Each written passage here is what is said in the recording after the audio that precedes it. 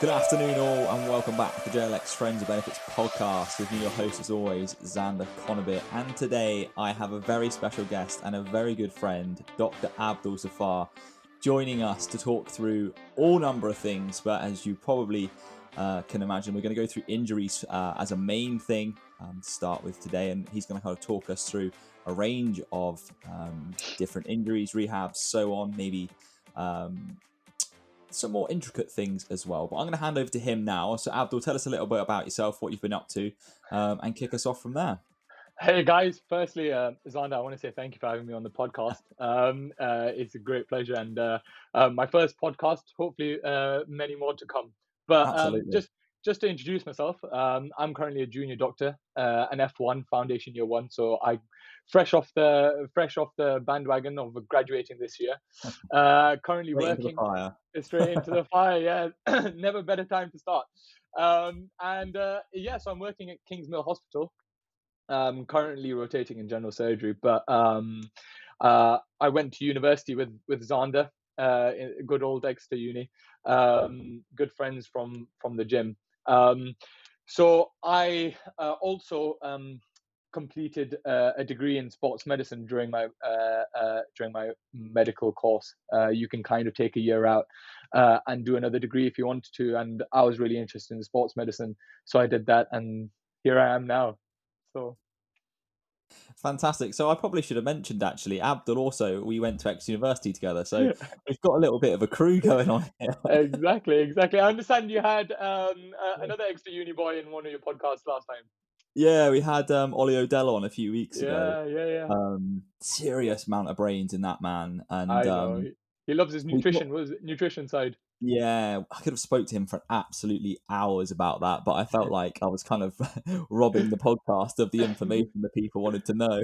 Oh, fair enough. So, Abdul, you did sports medicine, Mhm. and was that with any particular outcome in mind at the time, or were you kind of funneled after that down the more injury road? Because I think it's worth mentioning you're a pretty good powerlifter, right? I, Something you do I'm really I, enjoy doing. I'm okay.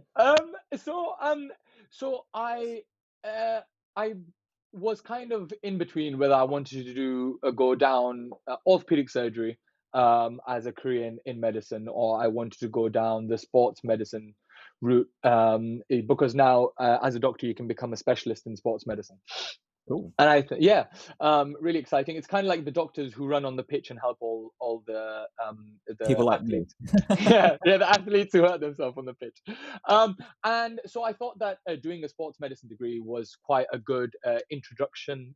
See if I really enjoyed it. And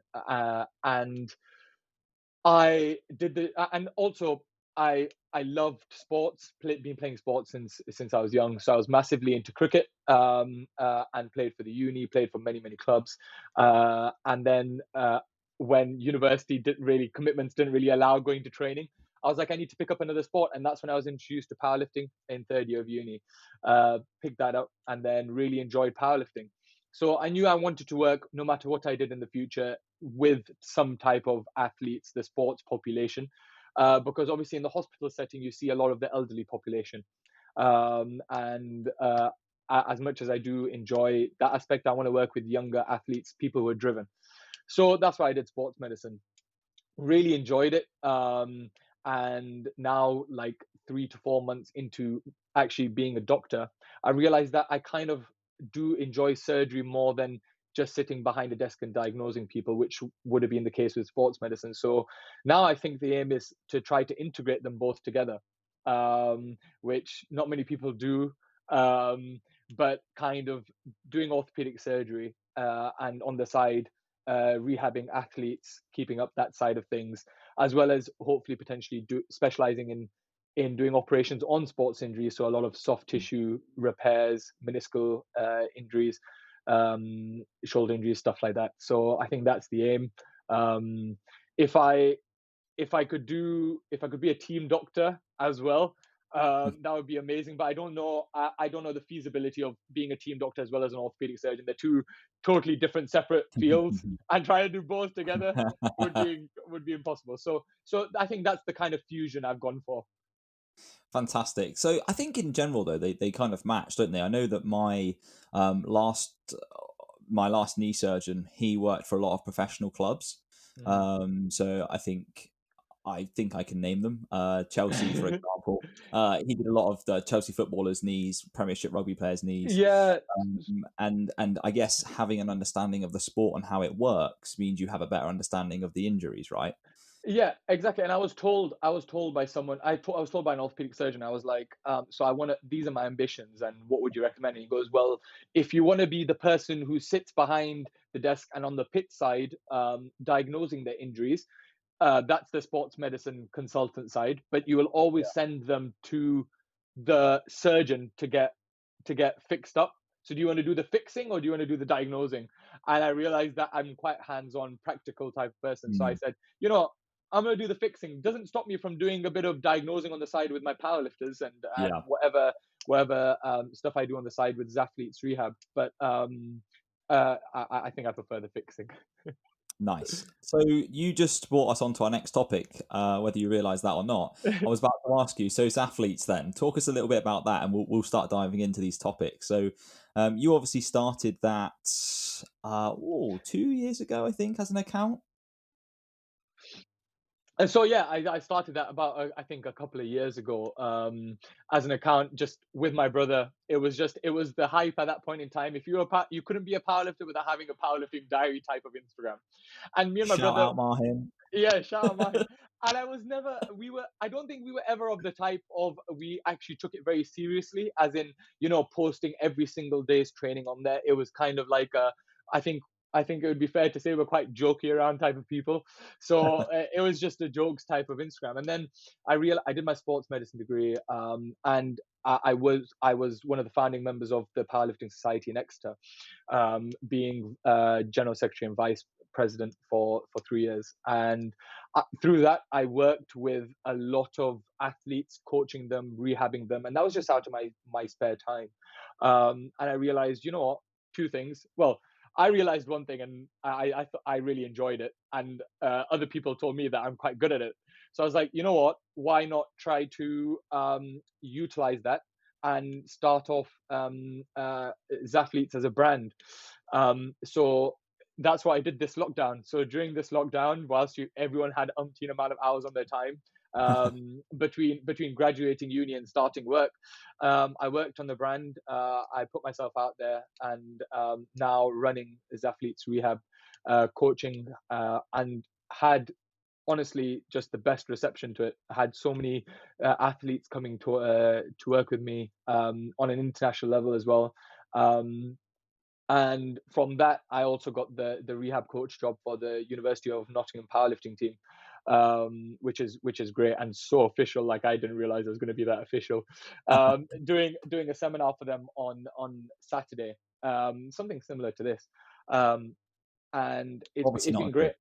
Pardon, pardon. Obviously not as good. I can't. Yeah, obviously not as good. Yeah, they can't see my face in that one.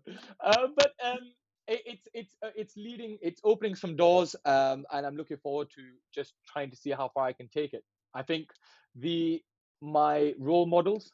I know we were going to talk about it a bit later, but it comes up nicely now. Um, Absolutely. I think my role models are a group of people called Barbell Medicine in America, and they're two essentially doctors who uh, realized that in our industry we're not very good at rehabbing powerlifting athletes and athletes in general, and there's a lot of misconception on a lot of things out there: pain, rehab, preventative exercise, all that kind of stuff. And they went down that route, and now they own a company called Barbell Medicine, which coach people in powerlifting and also rehab people from constant injuries. I actually, before I set up Zathletes coaching, I emailed them saying, would they like an intern?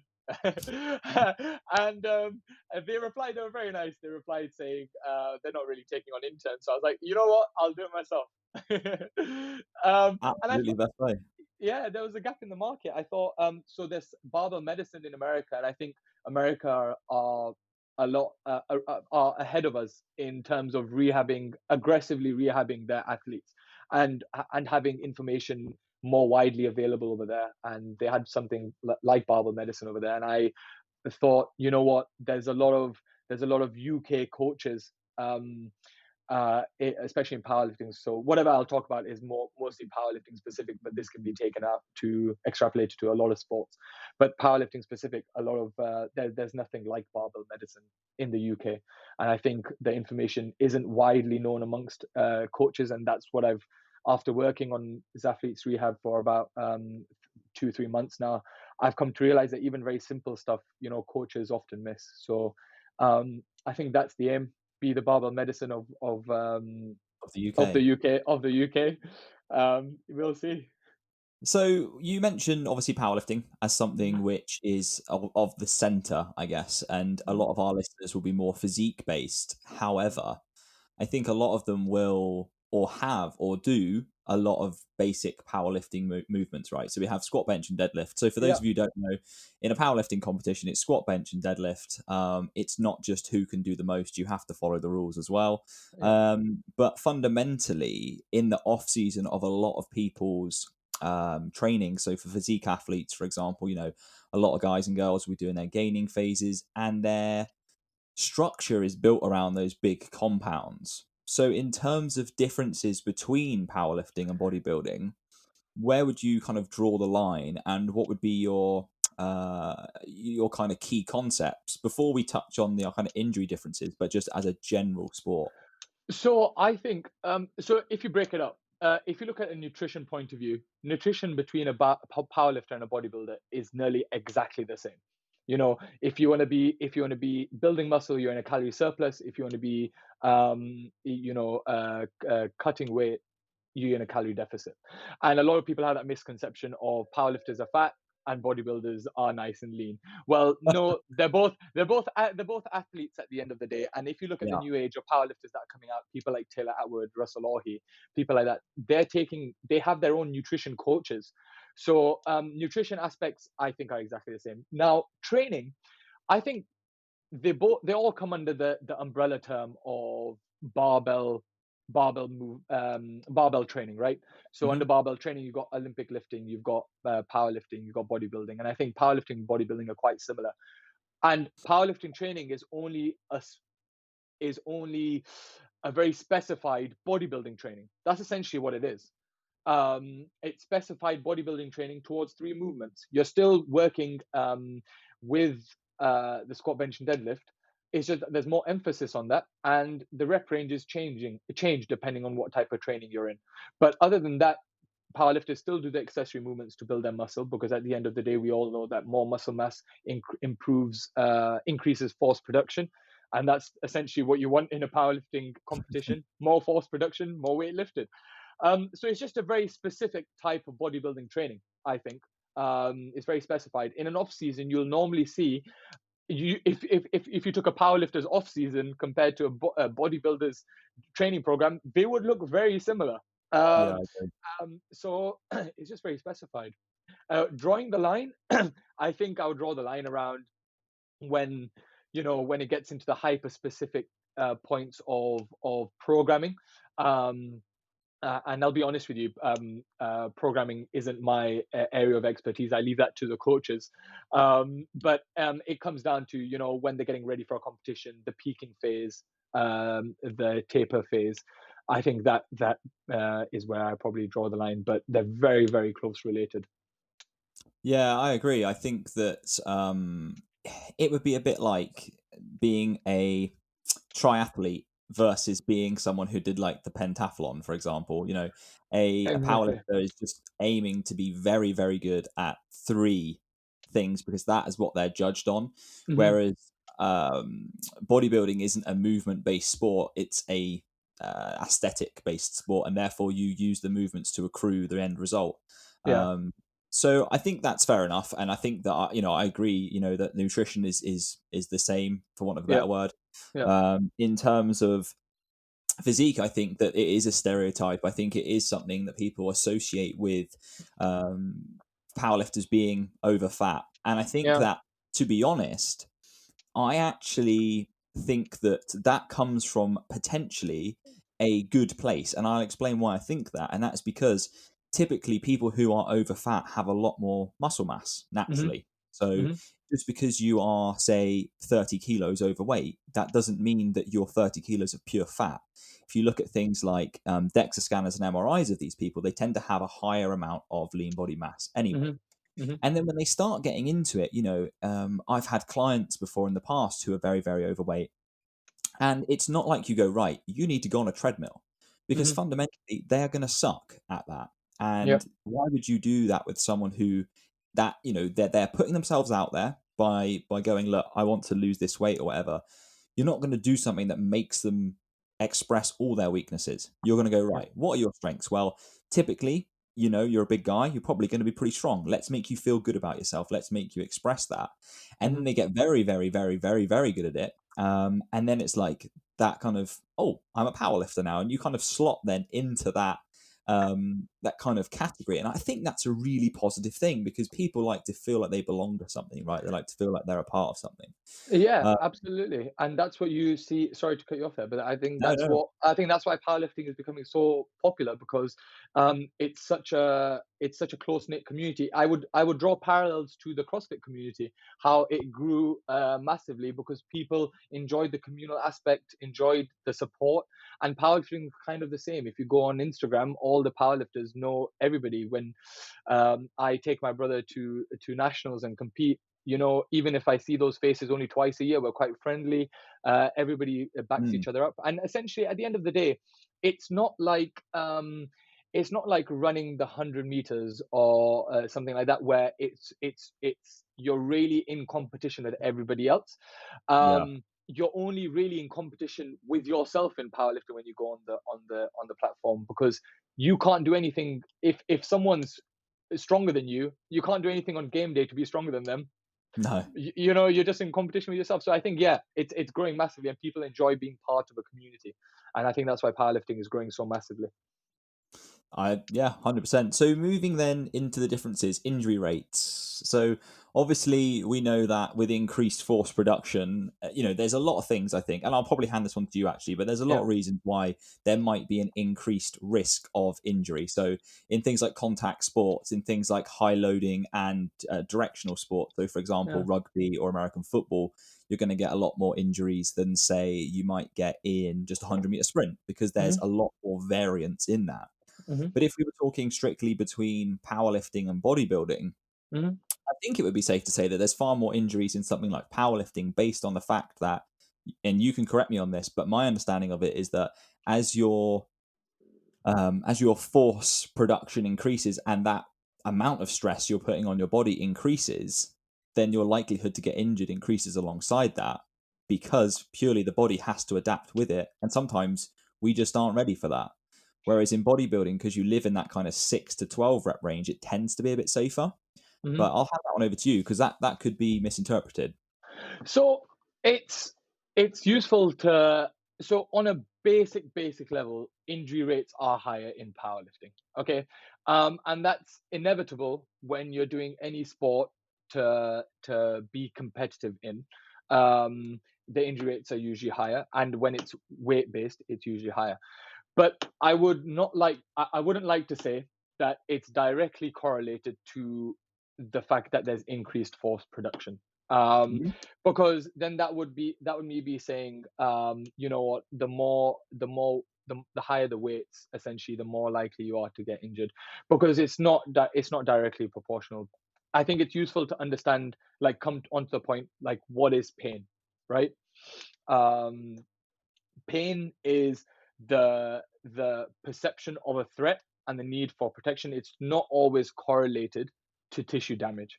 Okay, so the analogy that a lot of people like to give is the coffee mug, and inside the coffee mug you have stuff like job dissatisfaction, limited tissue tolerance, anxiety, stress, depression, false beliefs about pain, poor work capacity, lack of social support, all that kind of stuff, right? Now, there's no studies to show that maybe in powerlifters there's more of that stuff happening.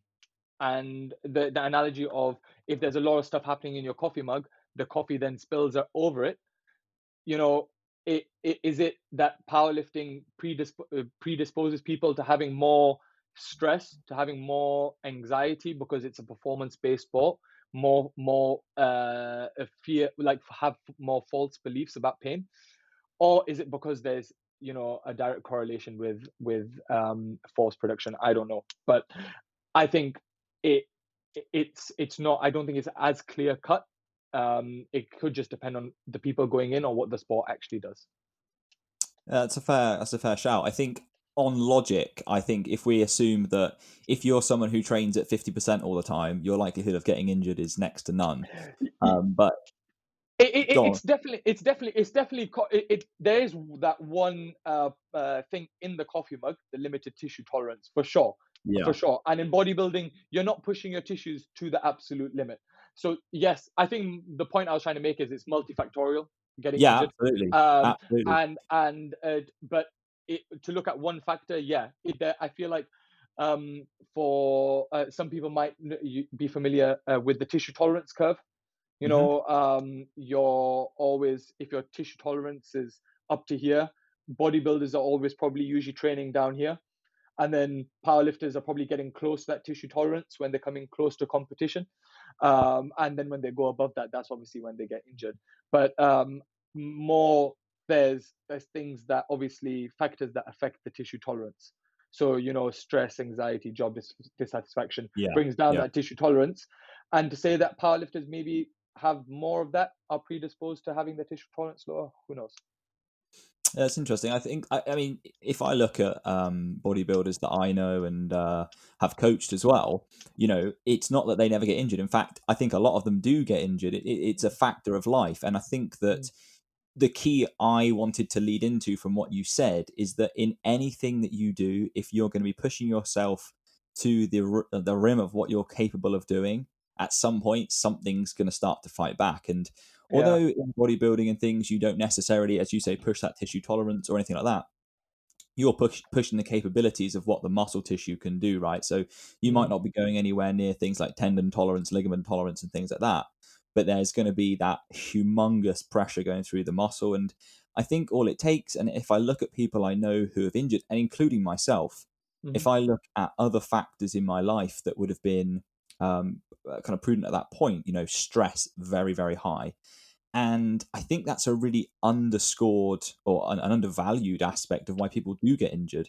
I think that, even in my line of work with my clients, I'm saying to them, if they're saying to me, hey, I really want to go for a dieting phase, and I'm saying to them, but what is your life at the moment? And, if you've mentioned to me, you've got all of these stresses, that's just not worth it. It's about understanding why that's not worth it. And it's about understanding that actually your body can only take so much before something goes ping, or your brain just has enough. Yeah. So now in the pain science is a massive field now, and a lot of research has gone into it now, and we're moving away from the biological model of pain, and now we use the thing called biopsychosocial model of pain, meaning that there is biological factors, mechanical stress and all that, but there's also psychological factors, sociological factors that all feed into why you're having that experience of pain. We talk about pain as an experience now. Like you said, someone who is more highly stressed is probably more hyper aware of that pain, so their pain experience is different. Yeah. We're moving away from the model that our bodies are like machines. If there's a part not working, we can change that part, or we can do something to Yeah. that part. And I think there's a lot of studies that have been conducted in trying to understand pain, and one of them was a paper done by Fillingham in 2017, and he essentially was trying to test pain perception. And one of those studies, he went and he controlled all variables, including like temperature and stuff like that, and gave everybody the same stimulus. I can't remember off the top of my head what the stimulus was, but the same pain stimulus in simple terms, like I pinched 100 people, okay? But he found out that all of them, the pain scored varied between on their scale between 4 and 100. So essentially, a lot of people perceived that same stimulus differently. So that tells us straight away that pain doesn't directly correlate with the stimulus that you're feeling. So, what is it? And that just reinforces the fact that pain is multifactorial, and when you should always be hyper aware when someone tells you, your pain is due to this. The takeaway Mm. message from there is if you hurt your back, you have it. It's not always a herniated disc. Yeah, definitely. I actually read some research years ago when I first did my knee. I wanted to understand more about it. I Mhm, wanted to understand, the mechanics of what had gone on, and this was like when I was 18, so we're talking about 8 years ago. Um, I feel old. mhm, And basically, I came across this research which was to do with loss and injury. mhm. And this was fascinating because basically, what this research was suggesting was that if the athlete had more to lose by the injury that they had, the pain score would rocket. Yeah, Because it wasn't just an understanding of the injury, but it was an understanding of the loss. yeah. And this was true of me. I remember when I that actually did my knee the first time in the middle of the game. I actually screamed the place down for about 5 minutes. Then I passed out and I woke up with like a gas and air mask on. Yeah. And obviously my knee and hip were in like completely different places. But I remember lying on the floor, feeling like in a load of Hmm. pain, but also with gas and air, which is absolutely amazing. Um, and I started crying again, and the doctors were like, "Oh, are you still in pain?" Because I'd had Yeah. morphine by this point. And I Mhm. was like, "No, I've just realised what's happened." And Yeah. like to me, that made everything so much worse because at that point I wasn't in pain; it was just the loss that had kind of punched me in the throat. Yeah, absolutely. And that comes on to something that I always tell my athletes when I first talk to them. Um, is the worst thing we can do when we hurt ourselves is to catastrophize, right? Hmm. And I think it kind of ties in nicely with the more you have to lose, the more likely you are is to catastrophize. And when you Yeah, catastrophize, when you think, you've hurt your back, for example, you're prepping for a competition, you've hurt your back and you're like, oh, I can't deadlift now, and I'm not going to be able to deadlift my PR. That then feeds into your pain perception and increases it. And yeah, yeah. the best thing you can do in that situation. Now, you were very young when you hurt yourself, and it's a very extreme example. But for someone who hurts themselves in the gym, is to step away and take a couple of breathers, take 2 minutes, and realize that it's not the end of the world. It's an acute type of pain, and probably something that you can address. Mm. It's not always such chest pain is not always going to be a chest tendon rupture or whatever like that. So that's one of the things that I always tell my clients is to not catastrophize if they start feeling some pain in the gym, because that then makes them hyper aware and makes their pain worse. It can also, I had a back spasm a couple of weeks ago, and if you're a regular listener to the podcast, you'd have listened to me moan about it a few weeks ago. But my osteopath did something really interesting because I said to Yeah. her, she would ask me what happened and whatnot, and I said I felt it Mm, start to twing a little bit while I was squatting, and I stopped. I was like, I am not going to push this any further. And mhm, she said, "Do you know what? What you did there was probably the worst thing you could have done because mhm, what's happening at that point is your muscles are thinking something doesn't feel quite right here." mhm. And then you've stopped and done nothing, and that's made the muscles then think, oh, something really is wrong. And Yep. obviously, I paid so much attention to it that I've given the muscles more energy to think, oh, I need to protect something, and then whack. Yeah. So it's interesting that not only can you potentially, in trying to help yourself, make it worse, but actually you Yep. can make it worse anyway. Um, so the next point I think we should come on to then, and it's something I know that you wanted to talk about, is rehab and the use of that term, but also that in general. So once we've gone through that painful motion of Mhm. the ballistic injury, so to speak. So I know that you're not a big fan of the term, or would like to discuss it some more. So I'll hand Y- back over. Yeah. So I don't. There was a study that I was reading that was looking at how much percentage of injuries are actually kind of like career ending, and basically stopping you from training for a really long period of time, and it was something like 2 to 3%. Okay, I can't remember the paper off the top of my head, which tells us that most of our injuries, or most of the pain that we feel in the gym, is probably not something to be really worried about. Now, I don't like the word injury. What do I mean by that? Well, there's a lot of studies showing that the words we use as healthcare professionals are really important. Really important. If I was to get someone to come to me um, in a rehab context and say, you know, have I done something badly? The worst thing I can do is, yes, you know what, it's probably a herniated disc, and you probably won't be able to squat again, because what that does is it then sends them into of fear avoidance behaviors. Okay, so avoiding doing stuff because there's been fear instilled into them. And I've got the diagram neatly up next to me, so I can talk you through it. But what essentially the fear of pain is done by a few things. It's threat perception, arousal, and defensive motivation. Essentially, we feed into that fear of pain, whatever the person is feeling at that point in time. If that is heightened, Sorry, Abdul, just to interrupt you there. For those of you who don't know, when Abdul says arousal, that's not what you might be thinking. It means something very different in a sports context. Could you just let the people know what that yeah, is? yeah, it's a totally different thing. It's heightened senses, essentially, isn't it, Xander? Yeah. It, yeah. Oh, that's great.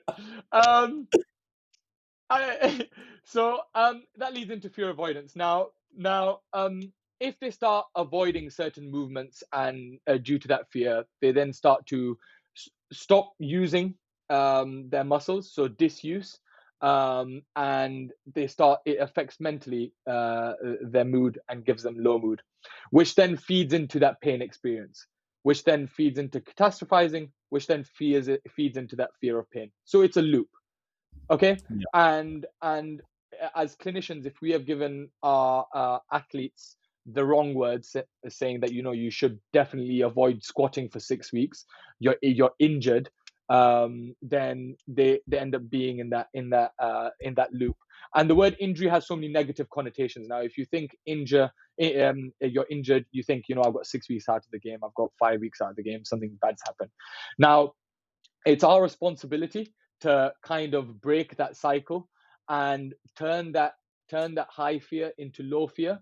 What that allows them to do is then to confront what's happening and then recover. Okay, so we need to change their perception, their interpretation of pain. If pain is interpreted as not threatening, they maintain their daily activities and they make a functional recovery.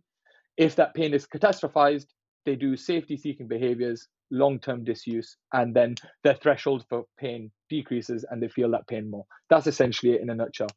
Now, why don't I like using the word injured? Because it's got loads of negative connotations, and it increases their fear of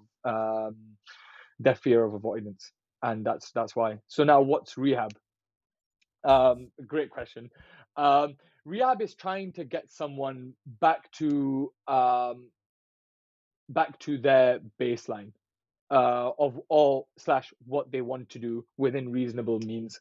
Okay, so that could mean anything from rehabbing someone after a knee operation to get them walking again, to there you go, to getting an elite powerlifter to go step back on the platform so that they can start competing again.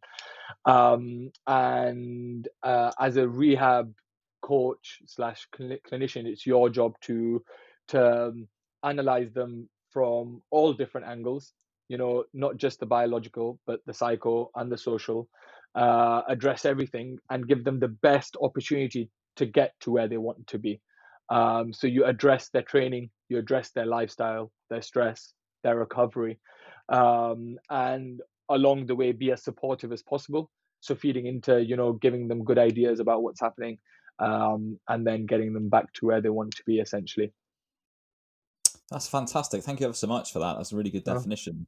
no, they're right. You probably have an interesting conversation with my sister. Yeah, I did a PhD on consultants and the language they use. yeah. So basically looking at how, It's a yeah, massive research field at the moment. Absolutely. huge. So she basically did it on how consultants. I think this wasn't her whole PhD, but I think this was a big part of it. Hmm.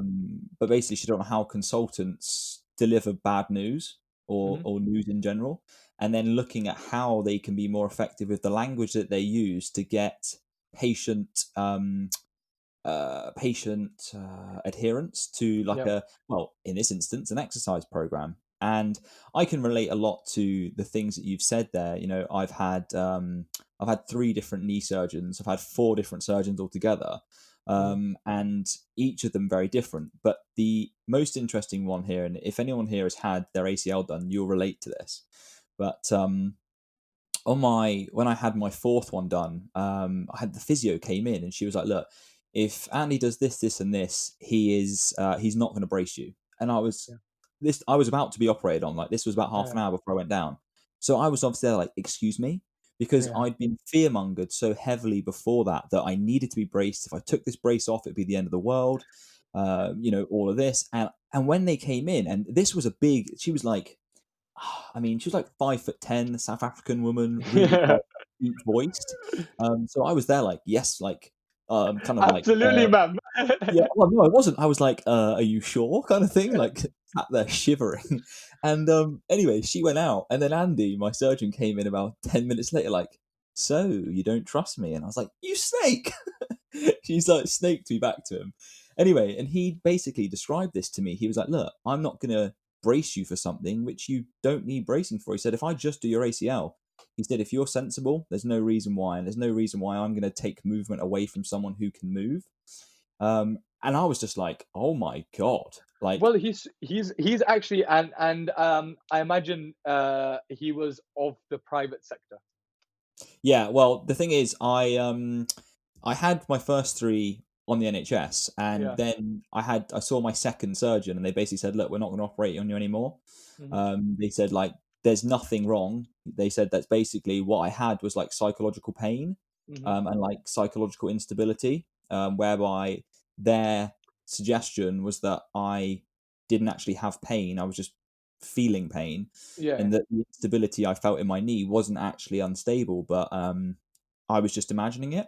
Hmm. And I carried on for like a couple of years like this, and then it went again big time, and I was just like, I'd lived this like 2 years, kind of feeling like I was just mad, like Hmm. completely nuts. Anyway, I went back to my GP and just begged him, and I just said, "Look, please do something." And he said, "Look, there's one person I know, and it's unlikely he'll take you, but you can ask." Yeah. So yeah, I managed to get hold of Andy at the Fortis Clinic, which is in London. I, Um, I I attended a webinar yesterday from the Fortis Clinic on foot and ankle surgeries. They're incredible. Yeah, it was literally unbelievable. And when I saw him for the first time, he was doing this like thing where he was again, if you've had knee problems, you'll have had all these tests done. And he was just chatting to me and poking me in different places and just generally just like keeping me talking, which you can imagine isn't a difficult subject anyway. And in the end, he was like, "So your foot shouldn't do this." And I like looked down, and he'd like bent my foot in the completely the opposite direction. Yeah. And he was like, you know, he was so disappointed. He was like, "There's no way you should have been left like this." Mm, He said, all of these signs to me say that this is just totally yeah, not good. mangled. Mhm. As it happened, I had so much done that I had to have a brace anyway. But point is the language that he used and his persona, unbelievably calm, unbelievably controlled. I'd have let the guy done it with one eye closed. I trusted him so much. Mhm. But the language you say and talk about, I think, is really important. It's actually made me think as a coach now how I approach this with my clients and going forward as well. Yeah, well, we are people at the end of the day in powers of responsibility, and people of power, yeah, in powers of responsibility, positions of responsibility. That's what I'm trying to say. And people come to us thinking that we are experts Mm, in our respective fields, and so therefore, whatever we say has a big weighting. Um, you know, um, someone most of the time when you get in a hospital setting, people are like, yes, doc, we'll do that, because mm, you obviously they've come to you for help. If they didn't need you, then they would have done it themselves. And I think it's the same thing in our field, from coaching point of view. And that's why I think it's so important for these common misconceptions out there, in both the rehab and coaching world, to be put down, because it's to a negative effect. Now, the Yeah. first couple of times you had your surgery and they told you to completely rest and do all that kind of stuff, Oh yeah. that probably did you no good, because again, I had a phone conversation with someone 2 days ago. It's a friend who's um, torn his meniscus, and he's like, "Oh, dude, the doctor told me to rest it for 6 weeks until I get surgery." And I was like, "That's the worst thing you can do. Yeah. The the if you rest, and I think this comes into one of the misconceptions we were going to talk about, but complete rest does not equal pain free, because if you completely rest, you lose your adaptation and you become detrained. And in the context of, for example, knee pain, you will lose quad strength, and you lose leg mass, and that makes the joint even more unstable and makes your pain experience worse. And that's the worst thing you can do. And I think that was one of the best things that your final surgeon did, when he sent his physio in and said, "You're not going to get a brace." If you don't need that brace, if you're not struggling to walk and you don't need that brace, you don't need to wear that brace. Absolutely. I think it's interesting as well. You mentioned about rest. He actually said to me when I went there the first time, he said, the one thing he thought that maybe threw them off was I was so determined to train. And as I Yeah. said to you a minute ago, I felt like I was going mad. So I thought, Mhm. screw it. And you would have trained with me back then. That would have been in the Yeah. times that we were training together. I threw the kitchen sink and everything else with it. And, sometimes it hurt, sometimes it didn't. But should I have done it at the time? Maybe not. But my one saving grace was that when I went to see Andy, he said, the one thing that's probably put your other surgeons off is that because you have this level of muscle mass, it makes the knee feel stable. Yeah. And so to anyone and obviously he's worked with rugby players, so he understands that these guys aren't made of nothing. Yeah. He said, all you need to do is this. And my foot just like went, um, That's and, great. and I think this is so true. The whole rest thing. I remember having to take a bath in my bloody brace because I was so scared that I would do something in the bath. Oh, I had yeah. to hop in my brace, and I think that leads into that paranoia and further pain aspect. Hmm. There are probably some more misconceptions we can actually discuss that I think would be quite cool to talk through. Hmm. Kind of off the top of my head, I can think of a couple. For example, stretching potentially, something that I speak to a lot of my clients about, because I think it's such a big grey area. A lot of people thinking it's super helpful. And actually, something just popped into my mind. I think it's also worth just talking quickly about the difference between mobilization and stretching, because to me they're two very different things. Okay. And I'm sure that to you they probably are as well, but it'd be cool to just chat through that. So go on. So what's your opinion about like mobilization and stretching? So for me, mobilization it's to do with intention. So whatever you're doing, so whether it's mobilizing or stretching, it has intention. So mobilization has intention to mobilize a joint. Yep. So typically, if I was going to be doing some movements, say squat, bench, deadlift, I would be looking at mobilizations in order to prepare those joints for the Hmm. actions that are about to come. Hmm. To me, stretching is something very, very different. And stretching is something which we would look to not look at the joint. So when I look at mobilization, I think joint. When I think stretching, I think muscle. And stretching to me is something which has its place, but isn't efficient in ways that people think that it is. So I'll hand over to you and we'll get your view on that. Okay, so yeah, I kind of agree. Like mobilization is down to joints, and stretching is more muscular type of thing. But now this is where I have a lot of opinions on stretching and mobilization. So I think they are good when used in the right context as a tool, right? Yeah. Now, what is the context and what do you mean by using it as a right tool? Now, in the context of so for example, we have person A and person B. It's probably easier to explain that. Person A has no pain, no type of injuries or anything like that, and is looking to just do powerlifting and squat, right? And person B has some back pain, has some restrictions and can't squat, stuff like that. Now, if person A came to me and said, look, I need to do half an hour of stretching so that to make sure that I'm mobile enough to get into the deep parts of the squat, and I feel like I'm ready and it prevents me from injuries, and I would say that's a bunch of rubbish in nice terms. A So bunch, polite. yeah, a bunch of, because stretching, it's shown to if all the research shows us that it changes proprioception for about 20 minutes. Okay, and what I mean by proprioception, basically how our body feels. Okay, now initially, in the initial part, if someone can't squat to depth, I will say yes, stretch a little bit to allow you to get to that point, but that is not something that we should be reliant on all the time, because our bodies once they are in that position should adapt to be able to hit that position without stretching. So the Yeah. ultimate goal at the end of the day is to our warm up to be about 10 minutes of increasing our heart rate. Then, for example, a squat, to literally go under the bar, do about 3 to 4 sets of an empty barbell, and be able to be warm enough to start squatting instead of spending 20 minutes dorsiflexing, 20 minutes rolling out your quads, 20 minutes this and that and the other.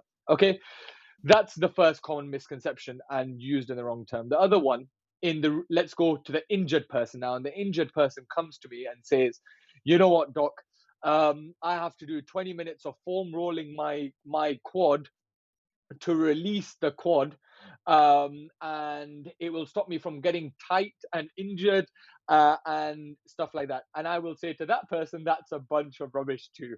Okay, because foam rolling, okay, does not release tightness. Okay, again, it's another tool to change proprioception. Okay, now, how can it be used in the right context for a person to be to get rehabbed? Pain does this thing called pain inhibition. Okay, so if I have hurt my knee, pain inhibition will stop me from moving that knee in full range of motion. Okay, now in that context, stretching or mobilization to gain back the range of motion we have lost, okay, is the right thing to do. Okay, it will do two things. It will allow us to gain back the range of motion we have lost. It will also allow us to move pain-free because it's changed our proprioceptive feelings. It'll allow us to move pain-free for 20 minutes, which will allow us to train, firstly, in the proper motor pattern that was intended, and secondly, allow us to have some pain-free training, which I'll talk about a bit later. So that's the right context. So what's my feelings on stretching and mobilization? To be used under the right context as a tool. It is not the silver bullet to stop you from getting injured, to allow you to squat to depth. It's not the silver bullet like some people do sell on Instagram. Do this one stretch and you'll be pain-free. Oh, Let's flip that on its head. You said just then, you said it's not the silver bullet to being injury free. yeah. I've seen research and good arguments for it being the complete opposite. And actually, we've just spoke about, hey, if you implement this right, you could do this. But actually, if you implement it wrong, you could be causing injury. Yeah. And I think that's something that people massively underscore, and that needs to be put in damn bold. Yeah, no. And so I would go down the route of two things down here. Firstly, I was reading, it firstly decreases performance, right? There was a paper I was reading the other day which looked at knee extension, and they stretched one leg and they didn't stretch the other leg about 20 minutes before exercising, and they found that the leg that was not stretched could continue for more reps on the knee extension. Did that come out earlier this year? I think so. I had a glancing a view over it. If I find it, I will try to send it to you. But it didn't show statistically significant evidence, but it was going down that road. Okay, so it showed some form of performance detriment. Okay, that's the first thing. The second thing, and this is specifically I'm going to talk about in powerlifting terms, right? Powerlifters, we always talk about be tight, be tight, be tight, and then you see powerlifters paradoxically stretch for about an hour and a half. Okay, so what do you mean by be tight and stretch? So we want to be tight in the appropriate places, right? Um, sorry, can you hear me? Yeah, carry on. Yeah, I can yeah. cut that out, don't worry. Yeah, no worries. We need to be tight in the right places. So at the bottom of a squat, we want our we want to feel tight. So people Hmm. who are there stretching their hip flexors, saying that they can feel their hip flexors at the bottom of the squat. Let me tell you, it's probably not your hip flexors. It's probably your stance or your. It's the probably the way you're squatting that's not anatomically correct for you. Okay, we want to be tight at the bottom of the squat so we can come back up again and have that forced, you know, forced deliverance. Hmm. Delivery, that's the word. Deliverance, just making words on the spot. We have that forced delivery. We want to be tight. We don't want to have that relax, like that softness at the bottom of the squat. So they're the two arguments, and yes, and that would then increase your likelihood to get injured, having not being tight in the right places. Yeah, so I have two arguments similar to that, but slightly different. And I'm not disagreeing with yours at Yeah, all. I just want to add to this because I've been trying to search my brain. The reason I asked you if that paper was produced earlier this year, because I read one from earlier this year, which was to do with stretching and force production.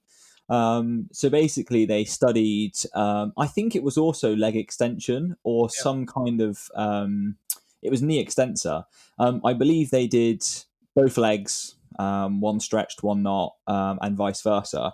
And it was a lot less, so statistically significant for force production. yeah, So, and we talk about having proprioception and kind of acknowledgement of movement and muscle and things. If you think about it, we want to create a contraction through a muscle, powerlifting, bodybuilding, whichever.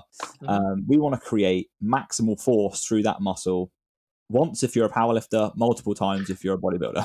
yeah, Um, and if you think about how that muscle charges and how muscles contract, we want to be tight, as Abdul has just said. yeah, If you then go and pull that apart, the analogy I used to someone yesterday, it would be a bit like having, you get bands in the gym, right? yeah, And when you get them brand new, you can't pull them apart at yeah. all. Mhm. And then when you get them when they've had like they're starting to fray, it's like you pull them apart and then they just like You have that you have really. that increased laxity, and you don't want that. Exactly. Yeah, So you end up with less elasticity in the yeah, muscle, which hmm, is actually not helpful when it comes to contractile sports. yeah, The exactly. other thing, and again, this is Oh, where sorry, I'm bless. agreeing with you, but for a slightly different reason, and an argument that I've seen, and I actually agree with, Mhm. is we know in the literature, and this may have changed since I last looked into it, but strength is transferable between 5 and 8% of a joint range of motion. So if you, do you know that? Is that right, wrong? I'm learning. Go on, carry on. Cool. So this again, there might be someone listening to this who's like, "This is bollocks." But the last time I checked this is 5 to 8%, and that basically means that Abdul, if you squat to 90 degrees at the Yeah, knee every time, and you squat 200 kilos there, bang, bang, bang, bang, bang, yeah. we then take you and we stretch you out so you can squat to what would that be like? More than Nine, 90 degrees. 98. Yeah, 98, you would get away with that. But if you go beyond that to like another 15%, Yeah. another 15 degrees, the proprioception doesn't carry because the strength doesn't carry. And therefore, you're in a zone with a weight that your brain isn't able to um, control that joint. So, Yeah. what you're doing by stretching yourself is you're putting yourself into a range of motion that you don't have the strength and proprioception to manage. So And you've that's lost where, that. You've lost that tightness. That's yeah, essentially what it is. Yeah. So it's you've essentially lost that tightness, and in that context, what you mean by tightness is that extra 8%. You have that yeah, tightness, and beyond that, when you stretch and you push your body beyond that, you don't have the tightness available, and you're more likely to get injured. I agree. Yeah. absolutely. Yeah, for sure. But that's a big misconception that stretching is not the silver bullet. Used in the right context with as a right tool, yeah, do it. But not every day you're not going in the gym and you're stretching. Yeah. Use your time wisely, people. Exactly. Any other misconceptions, my friend, that maybe I've not touched on that you think could be So valuable? so we've talked about resting. Yep. We've talked about stretching. I think another really good one is I have a lot of people come to me and say, you know what, doc, I've got a bit of back pain. I'm gonna Mhm. get a spinal MRI, and I'm like, why are you gonna get a spinal MRI? And they're like, well, then I can know what exactly is wrong with me. And I said, so there's so many different examples I can give. If you were to go if you were to go MRI all the elite baseball pitchers in America, if you Their do shoulders MRI, will all be in bits. their shoulders will all be in bits, but why are they not showing pain? What, like, if they've got arthritic shoulders, they don't show pain. Mm. If I was to MRI the vast population of the UK, their spines, like I think it's about 60% of them would come up with MRI changes, yet not all of them show pain. And on conversely, some who don't have MRI changes will show pain. So there's not a direct correlation between imaging results and what the patient's feeling, Mhm. or per patient, client, whatever terminology you want to use. So I think when it comes to our type of niggles and painful experiences that we're feeling when we're normal day-to-day gym goers, is imaging useful? Probably not.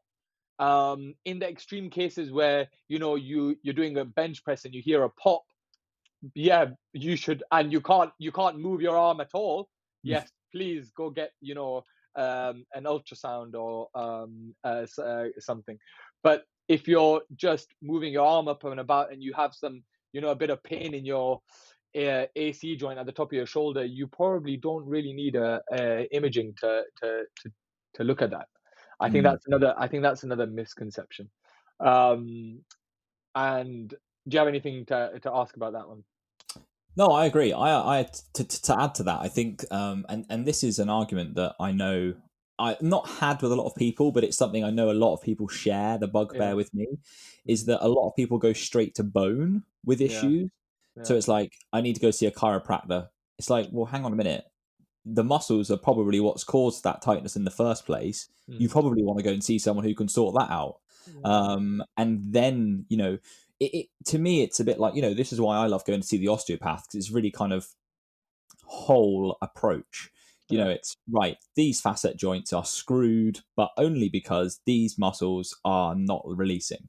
So Mhm. what we need to do is we need to release those muscles, then we can get into that bone. And Yeah. then once you've done that contractile response from the muscle gives in.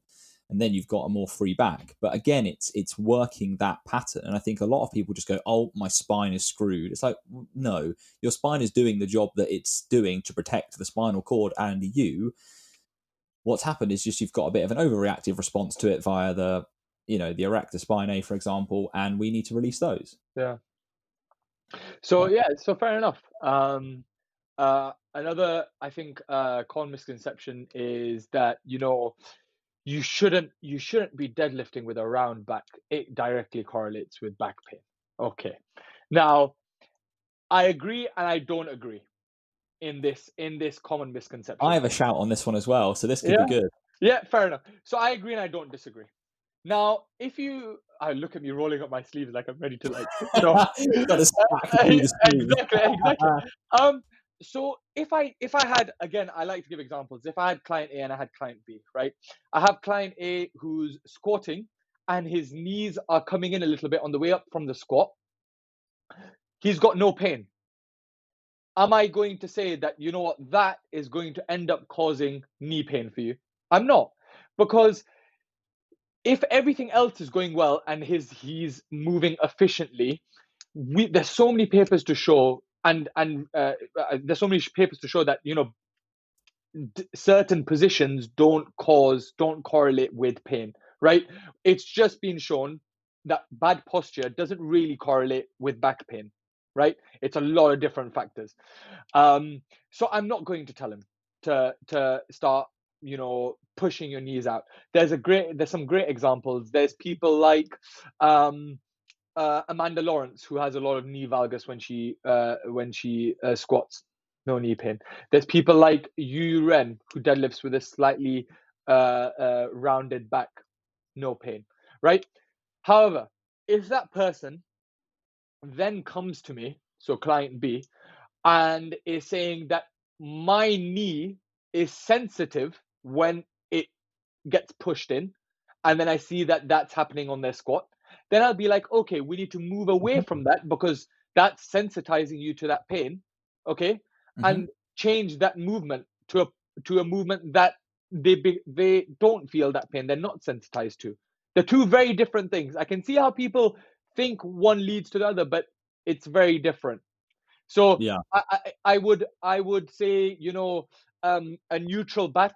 So everyone says deadlift with a neutral back. I think a neutral back is different for a lot of people because everyone's anatomy is different. Okay, for some people it might not mean directly flat, but if someone is deadlifting with a really rounded lower back, and they come to me with back pain, and we find out that they're flexion intolerant, so on flexion, that's where their pain is, then I'm going to try to remove anything that has flexion in there for them, so that they desensitize themselves to that pain experience. Yeah, so the deadlift one's an interesting one for me because I think Dan Green lifts with a slightly rounded upper back, and he Yep. deadlifted something like 400 kilos. Yep. And this isn't a battle to say, hey, this guy did it, so it's fine for all of you. I'm really against those kinds of things. So I think, hey, if you did it this way, you probably could do it better. And I'm not going to say that you could deadlift more than 400 kilos. Yeah. But to me, a lot of the time, if you watch him deadlift, his back stays in exactly the same position the whole way. Mhm. There's never, as he pulls off the floor, it doesn't become more bent. Yep. He doesn't bend in half as the lift goes. He literally has a slight round in the upper back and it stays that way the whole way. So there's no kind of shearing force being applied necessarily. Mhm. So for those of you who are listening and thinking, oh, I lift with a rounded back, that's fine. I would say that in the majority of the population, unless you're an advanced lifter who knows that that's fine, I Yeah. would try your best to practice, as Abdul said, neutral form. And neutral means whatever is best for your anatomy. I'd say that in general, it's much safer to have a kind of ski slope, kind of concave lower back than it is to have a convex lower back in the Mhm. majority of people, unless you're someone, as Abdul said, who has not experienced pain for a prolonged period of time, and I would say has an intermediate or advanced Yeah. outlook on. Exactly. I'm not going Um, to. As someone who's efficient with their movement, I'm not going to change it for the sake of it looking good. yeah, Just because it looks a certain way, I'm not going to change it. So. yeah. I think, in fact, I obviously watch a lot of weightlifting, and I've enjoyed a lot of that in the past. And a lot of very, very strong female weightlifters will have some knee cave. But I think it's what you'll see is as the knees come in, they then drive them back out because Yeah. anatomically speaking, it's obviously easier to have access to the hips when the knees don't cross over in the middle. Yeah. Um, Exactly. but but the whole thing there is that actually if it does happen, it's not the end of the world. It's Mm. just about the overall result of the action. Yep. Would you agree? Yeah, exactly. I think it just comes down to that. It's the overall action, and it's what your body is adapted to. If your body is adapted to some valgus, then it's fine. It's when your body is not adapted to it. And so I imagine those weightlifters have done that movement 1,000 times before, and Yeah, their body is probably adapted to having that certain knee caving. So it's fine, and they're probably not going to be in pain. But sure, if your body, sure. so that's where it comes back to that tissue threshold curve.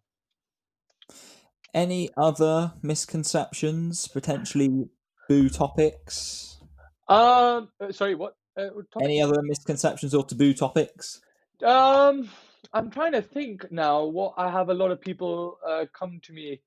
I had an interesting one where someone thought that their back pain was caused by squatting in heels, and said that I will go back to squatting and not in heels, and um, that will solve my back pain. I was like, okay. But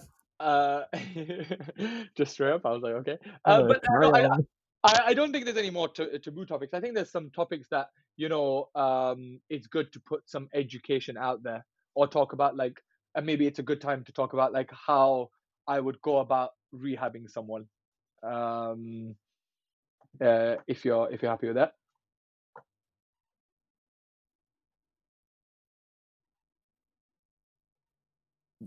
Sorry, I Maybe a didn't hear good you. time to talk about what, sorry, mate?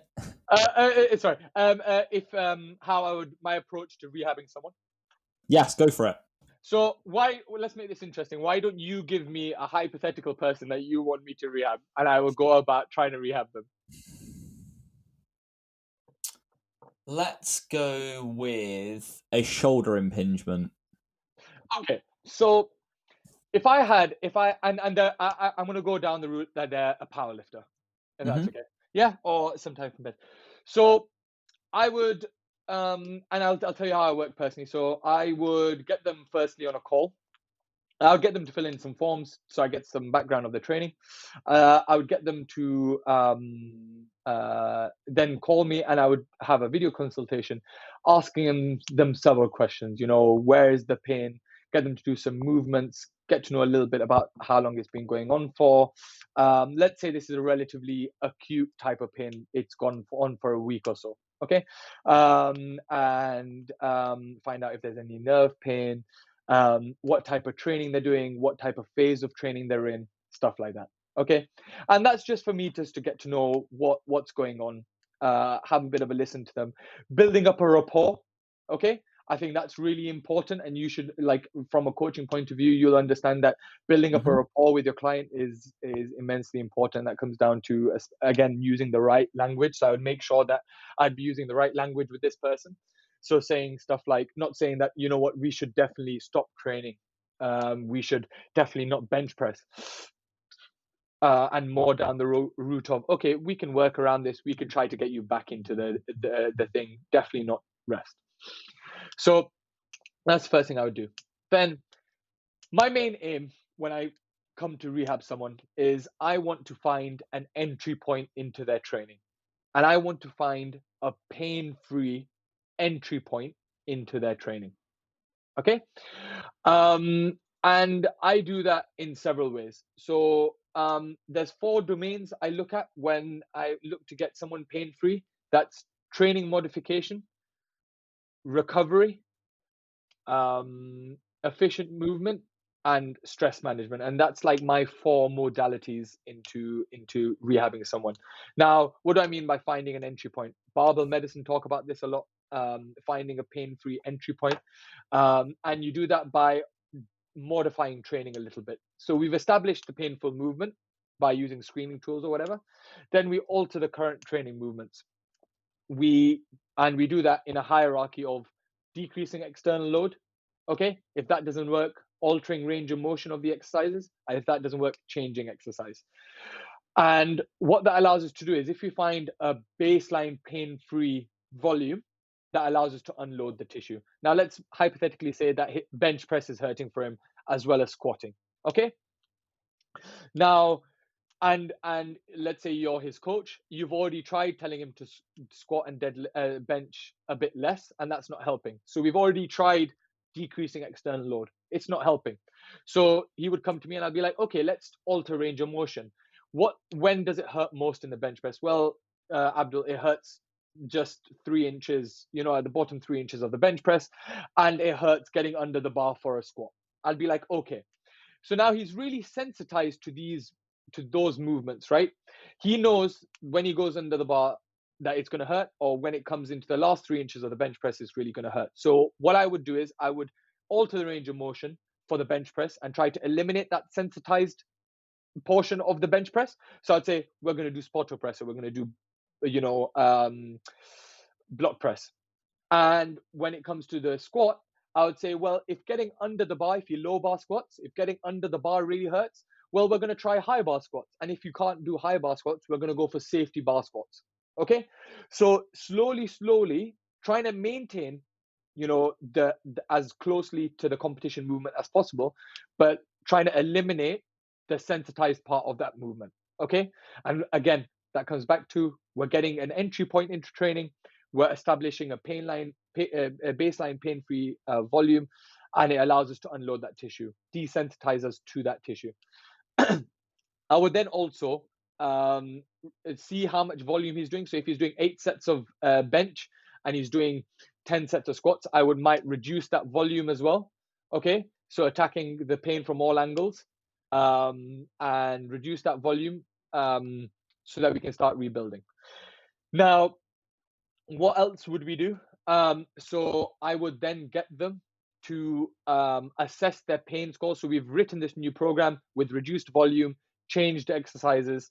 I would then get them to assess their pain scores on a daily basis, and based on that, I would give them their next week's programming, if you get what I mean. So Yep. the baseline I like to use, so when we're analyzing pain, the baseline I like to use is a 3 out of 10. Okay, so we're powerlifters and we're barbell athletes. Okay, we're always going to have niggles when we go into the gym. Does that mean that there's necessarily something wrong? No.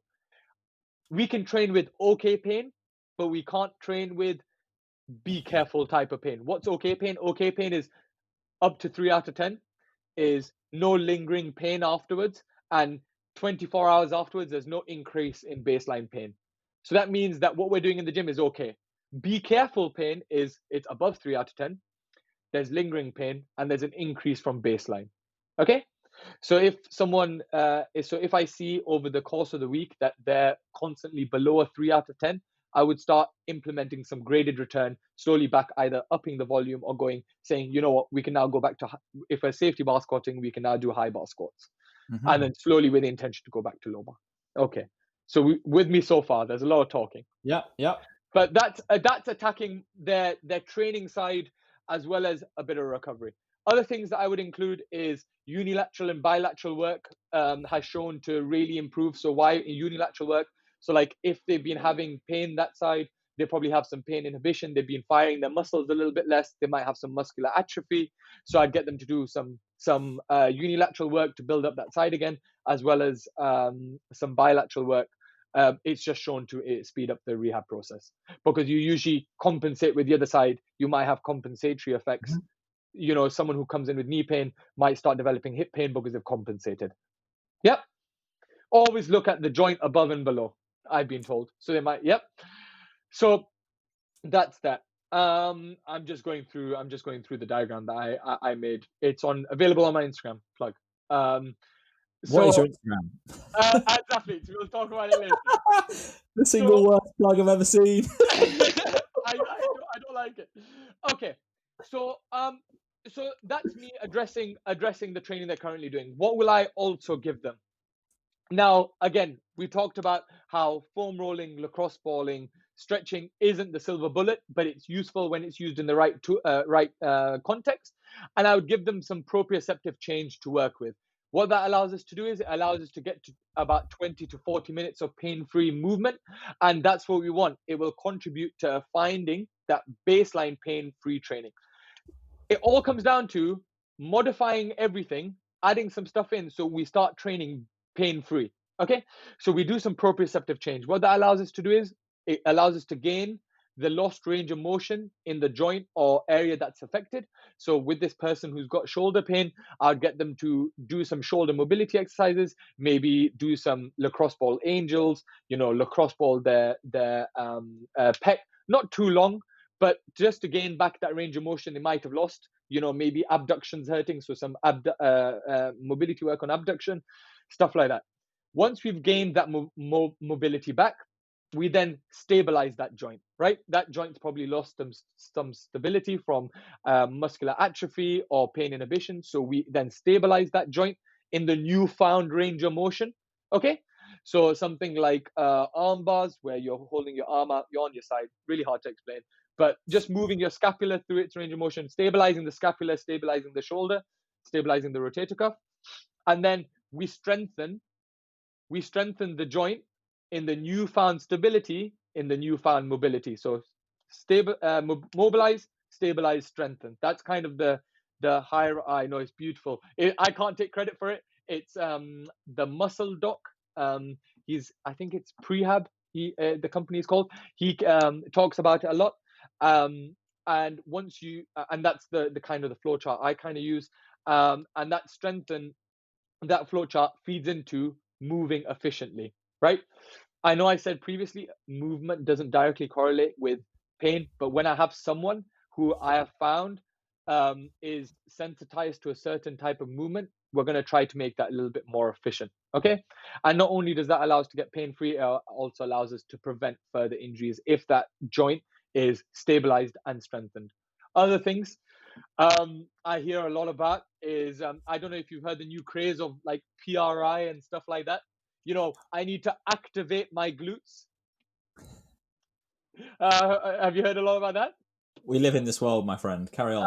I know. So we do. So again, it's not a silver bullet. If people say you need to activate your glutes, which will protect your back from injuring itself, not necessarily. It's not a silver bullet, but it's useful when we see some blatant type of inefficient movement and we just want someone to become aware of it. So if someone is blatantly not using their glutes in a movement, yes, then doing some type of activation will help. So for example, with this person, he might have injured himself when he was bench pressing and his shoulder popped. Okay, a shoulder popped out from underneath him.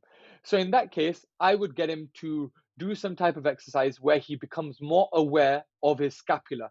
So where now when he goes to bench press, he can properly retract and depress his shoulder blades. So he's bench pressing in a more safe position. With me so far? With you so far, my friend.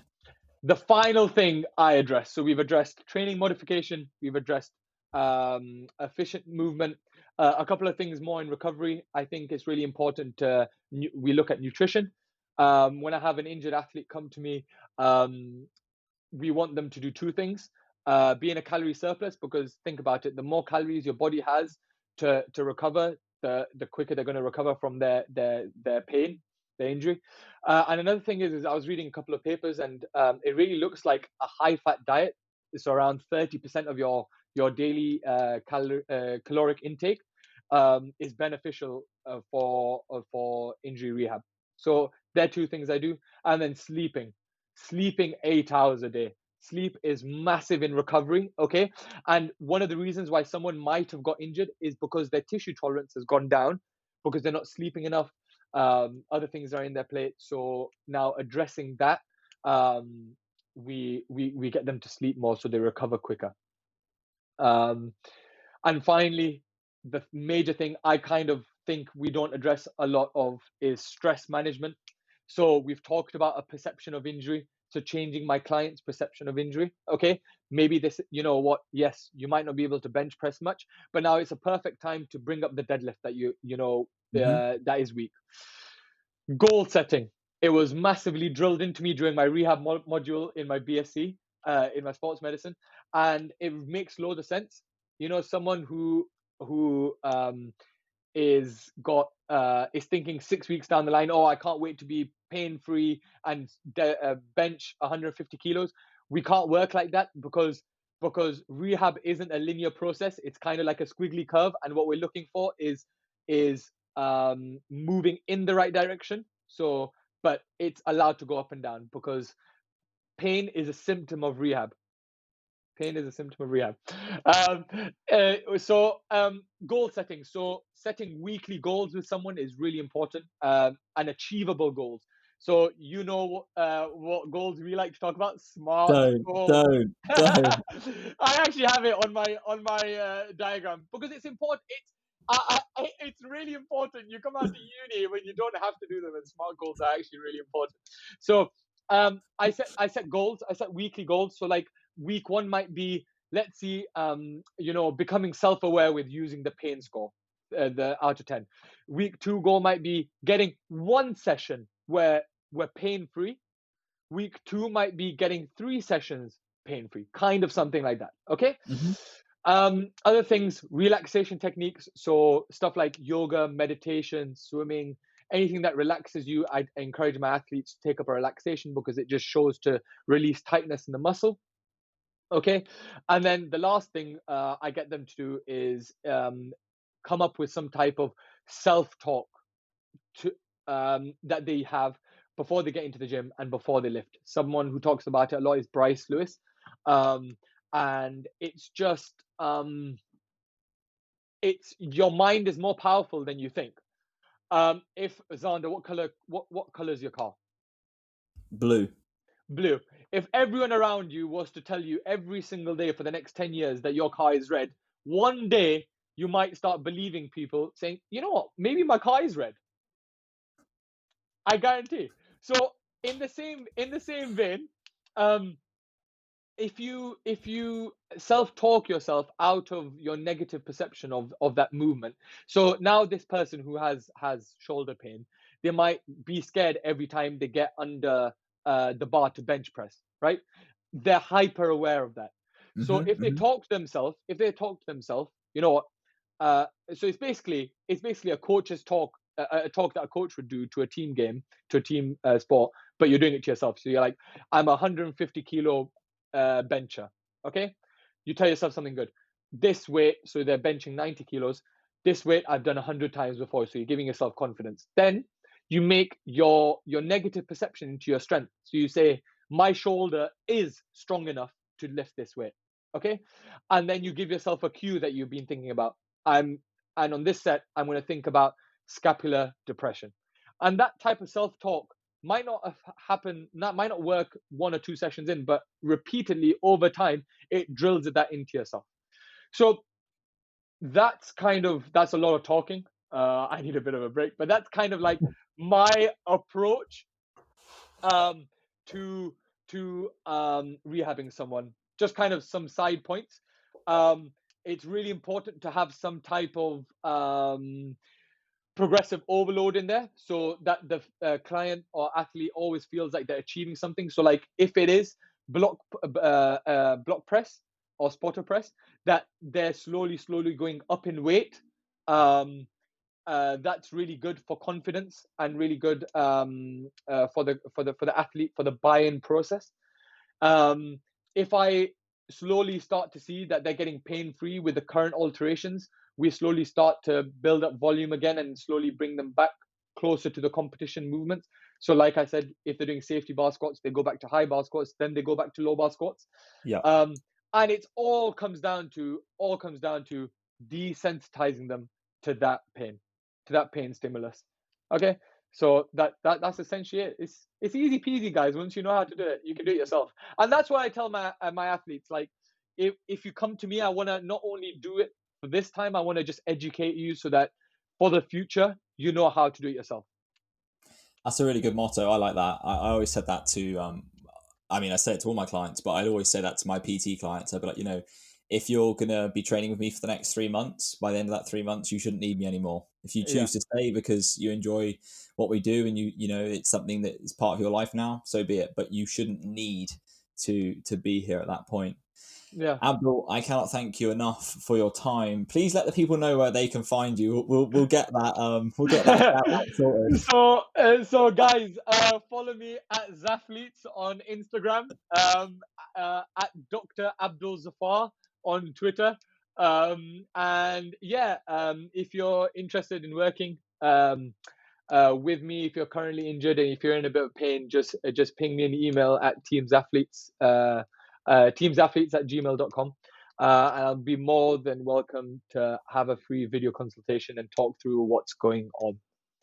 But I'll put all of those in the show notes for everyone, so they'll be in the comments anyway. So if you want to scroll down, click show more, you will see them all in there. Yeah, and if you guys have any questions, just ping me an email and I'll be more than willing to help. Fantastic. Abdul, thank you ever so much. Guys, thank you ever so much for listening. Have a fantastic rest of your day, and we will speak to you again real soon. Take care now. Bye-bye.